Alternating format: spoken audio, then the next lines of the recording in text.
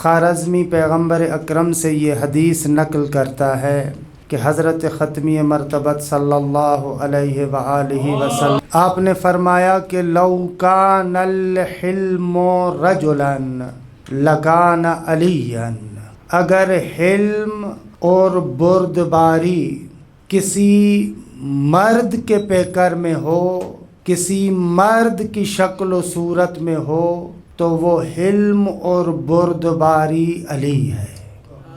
وَلَوْ كَانَ الْعَقْلُ رَجُلًا لَكَانَ الْحَسَنُ، اور اگر عقل کسی مرد کے پیکر میں ہو تو وہ حسن ہے۔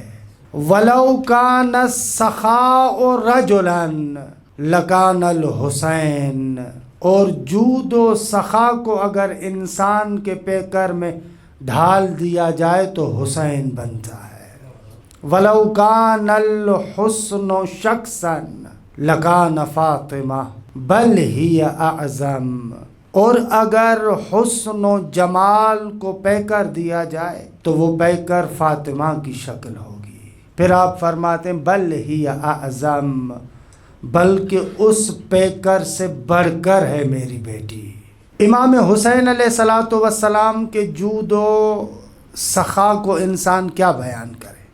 آپ دیکھیں یہ جملات پیغمبر اکرم کے ہیں، اور رسول اللہ کی زبان وہ ہے کہ وما ینطق عن الہوی ان ہو الا وحی یوحی، کوئی مبالغہ نہیں ہے، حقیقت کو بیان کیا جا رہا ہے۔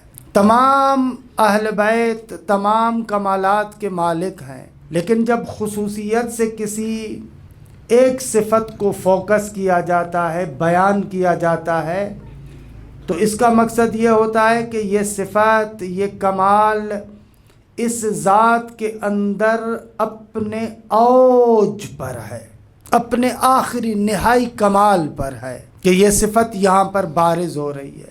رسول اللہ کا صفت سخا اور جود پر یہ کہنا کہ اگر جود و سخا کو پیکر میں ڈھال دیا جائے تو یہ حسین بنتا ہے، یہ بہت بڑی بات ہے۔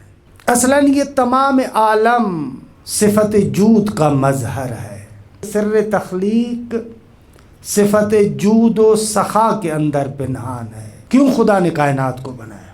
وہ تو مالک علی الاطلاق ہے، اسے کیا ضرورت؟ متکلمین فلاسفہ یہاں پر صفت جود اور سخا کو لے کر آتے ہیں، کہتے ہیں کہ پروردگار عالم کی صفت جود و سخا کا لازمہ یہ تخلیق عالم ہے، اور رسول اللہ فرماتے ہیں کہ اگر جود و سخا کو پیکر کی شکل میں ڈھالا جائے تو حسین بنتا ہے۔ یعنی دوسرے لفظوں میں اگر یہ آج کائنات بنی ہوئی ہے تو حسین کا صدقہ ہے۔